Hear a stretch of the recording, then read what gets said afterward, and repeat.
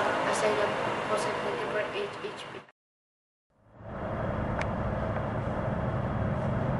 Na kami po habang nananalangin, naroon po yung nararamdaman po namin ang presensya ng Panginoon hanggang umaabot po yung oras na hanggang sa paumaga ng alas 4. Pag-pray po nararamdaman ko na po yung presence ng Panginoon, tapos po napaiyak po nga po ako kasi po tuloy-tuloy po ang pagdadasal ko, tsaka po naramdaman ko po yung presensya ng Panginoon. At kahit na ako merong nararamdaman sa aking tuhod, pinilit ko pong iluhod ito para po sa ating Panginoon. Buhat noong ako po ay dumadalo sa gawain ng ating prayer dito po sa Kabuyaw. Talaga nagkukulang dahil sa Diyos namin hinihingi ang lahat. Talagang naranasan po agad namin ang kapuspusan ng banal na Espiritu. At nilog talaga ng Diyos na makapasok ako sa prayer room na yon dahil doon ibinaba ng Panginoon ang lahat ng mga revelasyon niya na patungkol sa mga mangyayari.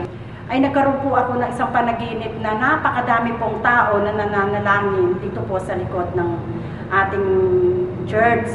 At yung mga tao po na yun ay napakadami po ang nagpupuri at nagpapasalamat. Nag-uumapaw po ang mga tao na nagpupuri at nagpapasalamat sa Diyos. Kapuspusan ng banal na Espiritu, na-excite ako na lagi akong mag-pray.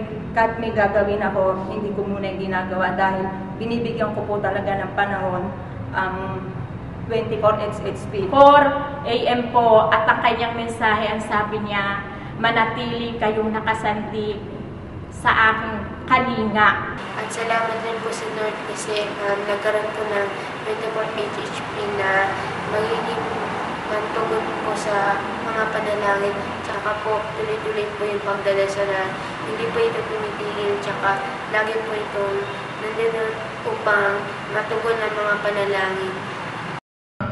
Yung passion sa paglilingkod, lalong-lalo na po sa gawain dito sa church, halos buong linggo. Naririto na po kaming lahat, buong mag-anak. Dahil unang pasok pa lamang po doon nung sa loob po ng prayer room, na hindi ko na po mapigil yung aking iyak. Talagang naramdaman ko po yung presensya ng Panginoon noong oras na iyon, na pinadama po niya yung pag-ibig at pagmamahal niya sa amin. Pero hindi namin kayang pigilan ang kapangyarihan ng Panginoon. Kita niya po sa panalangin niya na isang malaking pakpak po yung nakakover sa amin. Kanyang mapagpalang kamay sa mga panalangin ng kanyang mga anak. Makakatagpo niyo ang Panginoon, mararanasan niyo siya dahil siya ay hindi po siya malayo sa atin, lalo na nalalagi tayong nakikipagniig sa kanya. Pag-pray kami, lalo na po dito sa 24 hours, laging sinasabi sa akin ng Panginoon na sumunod ka lamang, ako ang bahala sa iyo. Sabi nga po ng iba sa akin, parang iba ka na. Sabi nga ang sikreto po lamang ay yung pagsunod sa Panginoon. Handang maglingkod, kaya ayun yung nasa puso ko. Lagi akong maglilingkod. Habang ako'y nandito, siya ang palaging tumutugon sa lahat ng aming mga panalangin. Salamat sa Panginoon sa oras na to. Kaya nga po kayo na mga kapatid, ay kayo po ay hinihimok din po ng Panginoon na makiisa po kayo manalangin dito po sa ating 24HHP at hindi po kayo malulugi dahil bibigyan po kayo ng maraming biyaya. Ang sarap pong maranasan na pinoprotektahan tayo ng Panginoon.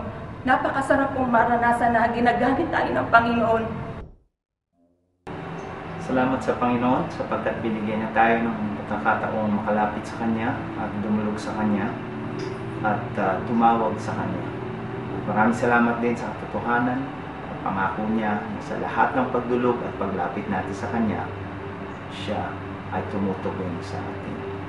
Inaanyayahan ko po kayo na sumama at laging makiisa sa ating pong 24HHP at alam natin ang Diyos ay tumutugon sa ating pong mga panalangin.